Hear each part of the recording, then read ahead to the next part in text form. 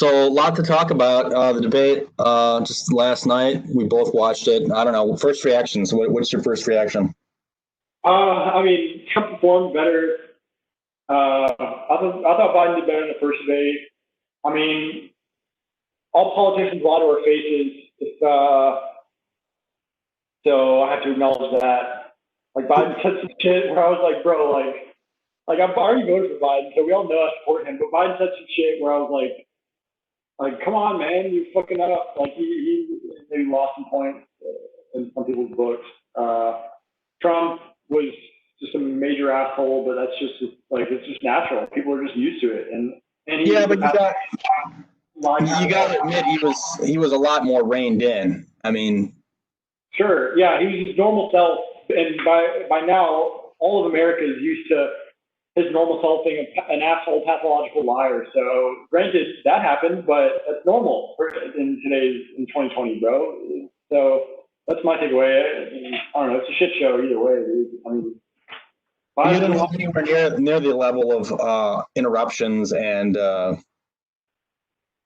interjections that you did last time, and partly that was because of the cutting the microphones. But I don't think they cut him that much. Honestly, they just told Trump's handlers told him like you can't do that again. You've got to be way more. He was way more restrained.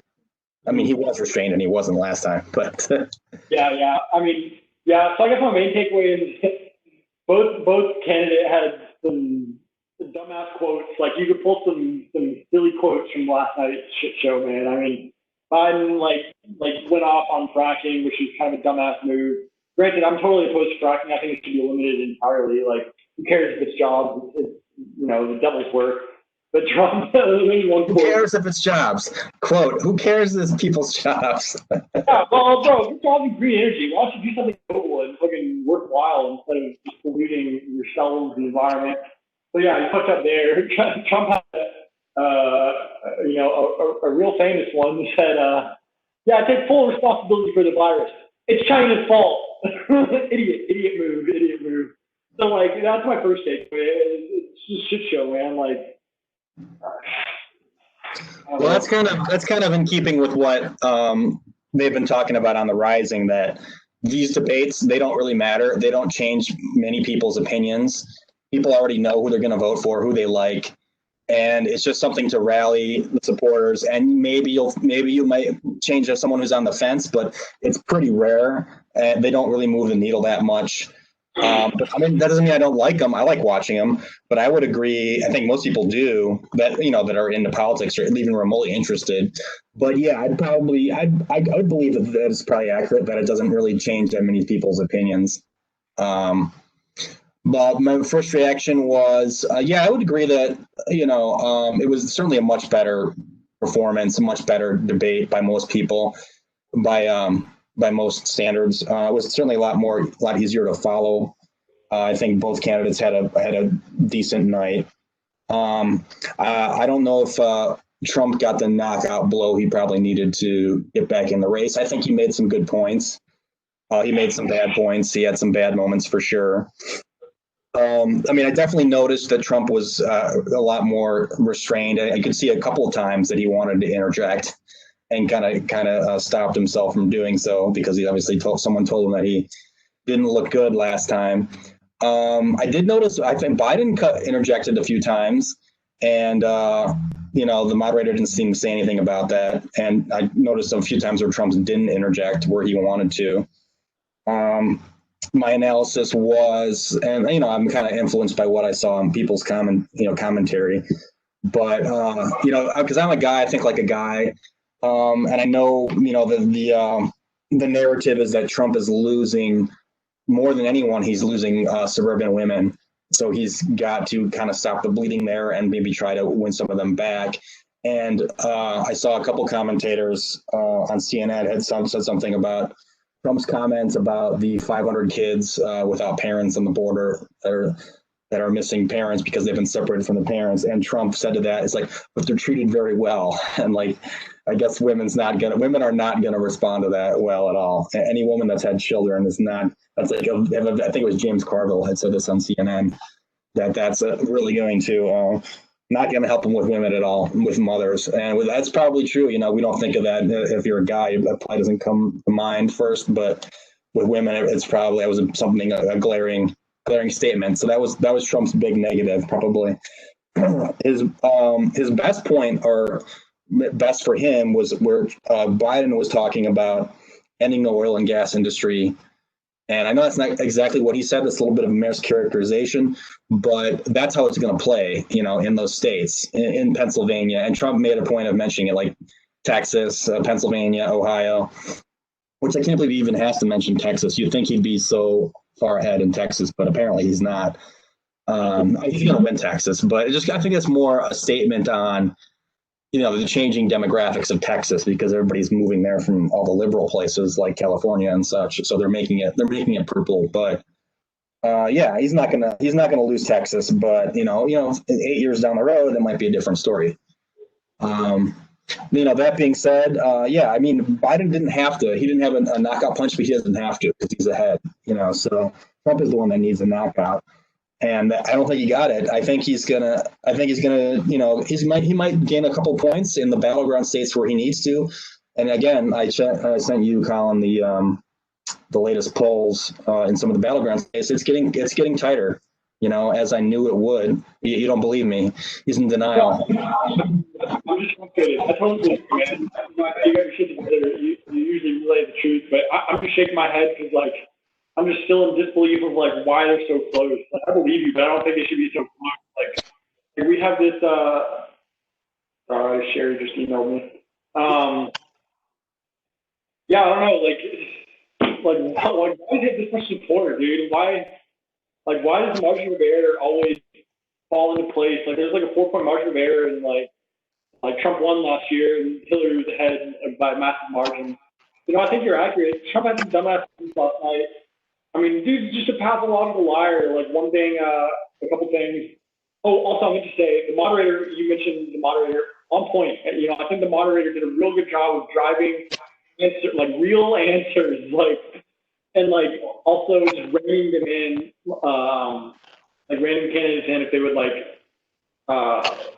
give rebuttals or defend themselves or response or whatever. She'd be like, okay, 10 seconds, what? And then really cut them off. Like, the moderator was on point. Talk about climate change. I enjoyed the substantive conversation on climate change because in the previous debate, Susan Page's dumb ass, who should never be allowed to moderate a debate ever again in the history of any debate, she's like, what is your plan to combat climate change? And Mike Pence, well, the climate is changing. Idiot, dude, idiot. Like, how about you actually talking about something concrete like carbon emissions or like CO2 levels or what have you? Trump made some stupid ass comments about wind energy. He's like, yeah, it kills all the birds. That's as crazy as it is. That fact has actually had to be by CNN and other folks that says believe it or not, windmills are actually the 4th or 5th leading causes of death for birds behind electric lines. This is real information, a fact check that CNN not even last night, an earlier time when he made that argument. So all the Trump, bro, yeah. I mean, at least there was substantive debate on climate change trying to do it. Biden talked about good jobs like clean energy. So I don't know. That's just a random point that I had on my mind. Yeah, I mean, clean energy is great if you're, have a job that's not an energy and you make good money and you can afford a fucking Tesla. But for people that work in oil and gas in Pennsylvania and make, $55,000 a year, and they, that's like the top earning bracket, and you tell them that, oil and gas is dying, even though it might be true, they don't want to hear that. So they're not going to support any candidate that says anything like that. So Trump's going to get some mileage out of that for sure. And, he's still behind in Tennessee or in Pennsylvania, but let's see what happens in a couple days. And, you can say what you want about Trump, and of course, there's plenty to not like about him, but his energy is fucking impressive. I mean, the guy flies all over the country and is at fucking 4 rallies a day, and he's 75. I mean, you gotta commend him for that. I wouldn't have the energy to do that. Would you have the energy to do that? He's So a liar, and he lies to his team, and he's a racist and a fucking xenophobe. Who cares, bro? I don't think he's a racist. I don't think he's a racist. I think the best criticism that you have for that is that he's an asshole, he's a moron, and he's a fucking egomaniac. But I don't think he's a racist. Yeah, he runs for the presidency for himself, not for the American. There's no doubt about it. There's no doubt about it, bro. Everything, bro. And bro, he commented in 2018, 2 years ago, that he still thinks that he doesn't regret wishing the death penalty around the exonerated Central Park Five, exonerated by DNA evidence, which doesn't lie. And there's a clip of him 2 years ago. Whatever the defendant's name was, or the prosecutor, or whatever. She's like, yeah, she has a really good argument. Like, talked about how she has a real good case. Like, fuck you. When did he say that? When did he say that about the Central Park Five? Is it like 30 years ago? Yeah, and then in 2018, like, I don't know why then. I know they were exonerated sometime, like, past few years. Yeah, he was asked about it 2 years ago, and he didn't regret a thing. So there's that. This summer, he called the coronavirus kung flu, racist as fuck. Sure, I don't know. I think he's racist. I think a lot of supporters are racist. I think he encourages racism. He stokes the Proud Boys, racist as fuck. But who cares if he has massive energy? It's because of his ego, bro. It's because he's running like a dictator, bro. No, I'm analyzing it in terms of why he's going to rally his troops and why this election is going to be closer. It's not going to be a blowout that the media is projecting it to be. I don't think that's going to happen. Yeah, I could be wrong, sure, but I don't think so. At least right now. Maybe it won't be a blowout. I'm not saying it's a blowout, but I think yesterday, maybe 2 days ago, they did say that Joe has a bigger national lead now than Hillary did in 2016. Again, not projecting a blowout, but encouraging, I guess. Yeah, I still think Biden's going to win. I just think it's going to be closer. And yeah, I just think it's going to be close. In terms of the Electoral College, I mean, Biden's going to run away with the popular vote. I have no doubt about that. But it's not really what counts. So. I'm stoked that you say that. I do agree. I think he'll win the popular vote. I haven't assumed the thought for a second that he'll win the Electoral College. I mean, I would like to. In 2016, I thought I would have. If it was 4 years ago, I would say yes. I think he'll win the Electoral College. But 2016, I don't want to speak too soon. I want to hold my tongue. So. Yeah, no, I think there's still a good chance, a minority chance, but that Trump can still win re-election. I do think it's possible. And I'll be interested to see. I want to keep an eye on it. I mean, you can't discount the enthusiasm gap. Like I just said, Trump is flying all over to the battleground states. He's still drawing thousands of people at these rallies, even in COVID, which is fucking dumbfounding. People are willing to risk getting COVID to just go watch him speak, you know? Yeah, I feel you. Sure. To your point about like his base, like just speaking like about his base, sure. Like yeah, whatever. Speaking of COVID, bro, just today, yeah, bro. Any American, man, I get so angry, bro. It's taking me a lot not to just scream just random profanities right now that don't make any sense. But this whole speech on COVID, like the very first question, the end is in sight. We're rounding the corner. I say it all the time. 1 hour ago, a day after the debate, the highest daily cases ever, 80,000 cases reported yesterday. Any of his supporters are no longer supporters. They're cult members who believe in an egomaniac that doesn't support the American people. You know that. Well, that's what I said. That's what my friends are Trump supporters. I have friends in Pennsylvania and West Virginia, so that's how I have a line on the pulse of what those people are thinking. And I've been calling them cult members for 3 years because according to them, Trump can do or say nothing wrong. They are cult members in a way. So yeah, I mean, they're going to go down with the ship. I mean, Trump is not, his support has waned a little bit with some people, but his supporters, by and large, are going to go down with the ship, and they're not giving an inch, and they will go to the mattress for him. I mean, it's literally like a cult. He's like a religious leader to them. I mean, he's like God, as closest to God as you can get. So yeah, the enthusiasm is sky high with his supporters.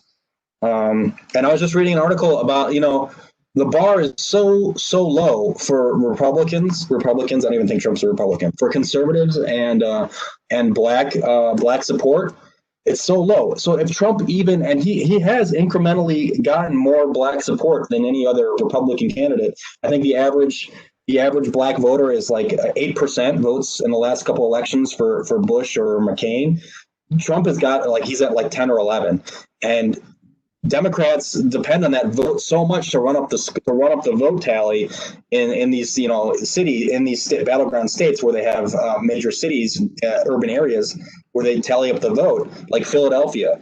So like if Trump can raise that even marginally, that could make a huge difference. So if Trump can get 12% of the African American of black votes, that could be a game changer, So it's fucked up and scary. Yeah, I feel you. I mean, yeah, they may have the reasons, like whatever. Yeah, I feel you.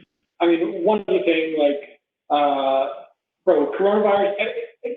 Anyone like, how can people listen to his clips from February, from March, from April to June to July to now, and like believe him or think it, or maybe not even believe him, but think it's okay. Like February or like April, it's going to go away when the weather gets warm in April. Like, now there's 80,000 new cases today, rounding a corner, the end is in sight. No, I mean, yeah, that's why I was. If he's reelected, people, bro, at the end of his term, 4 years from now, I would bet people would still be dying, or that coronavirus is still around. Like, I'm sure, like, we'll have mega progress on the vaccine until then, and like. Yeah, but don't you want to believe that we're rounding a corner? Don't you want to believe that we're through the worst part?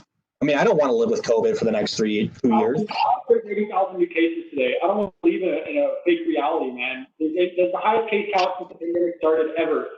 And no, bro, no way. I don't want to lock down. I don't want the economy to lock down again. I want to be able to go to bars and restaurants. Like, there's a trade-off, man.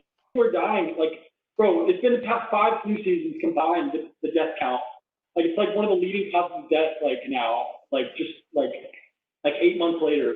Like, bro, like, yeah, I want to go back to life, but, bro, I care, like I said, the past podcast that we had, like, Rihanna Cuda from CNN put it so well. She's like, there are 220,000 reasons to talk about COVID. Like I firmly believe that. Like, so what if we can go to the bar, man? Like, people are still losing their loved ones, man. It's fucked up. And it's still going to be happening 4 years from now if he's reelected. Guarantee it. I'll put money on it, dude. Fucked up, dude. Yeah, no, that's what I say. Corona is Trump's worst issue. He plays defense because, and I was just watching Rising on it, and they were talking about the same thing. Trump lost, what I can't remember her name, but she said Trump lost this election in February and March when he was downplaying the coronavirus. The majority of Americans think coronavirus is a serious issue, and Trump is acting like it's not. And that's the biggest reason that he's behind in the polls. That alone is the biggest reason. And I totally agree with that. It's not okay, dude. That being said, I mean, like, yeah, he is right, though, that vaccines are coming around. They're imminent. And whether we're all going to get it, or whether most people are going to have access to it, is another story. We probably won't until 2021 in the summer. But just having that, crossing that mental hurdle of getting a vaccine and we having something, a tool, that's going to make a lot of people feel a lot better. Unfortunately, it won't be until a month or so. If he's reelected, it's not going to go away until it's guaranteed the next president's term, 2024, guarantee it, 2025. It's just not going to be, at least from a going away standpoint, which he literally says, like, stupidest shit I've ever heard, bro. Pathological liar, totally egomantic, runs for himself, not for the American people. Guarantee it. Well, you speak for yourself. I mean, yeah, it's a serious issue, but I'm not willing to live like that for the next 4 years. I'm like, it's got to be, I'm not going to change my life any more than it is already. It's not going away if people are dying and people are losing their love. Like, I want to go to the bar, but it's not going away. Going to the bar is different from it going away. Like you can't have both. No, it's always going to be around. I don't think it's going to be around as long as you do, but it's probably going to be well into 2021 before we get back. Probably the summertime, maybe late summer. I hope not, but the summertime before things start to look normal again.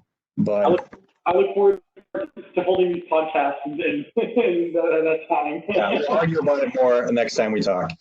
All right, I'll let you go. It was good talking with you. Yeah, let's reconnect on some plans and next steps and podcast and shit, all that. All right. Sounds good. Talk to you later.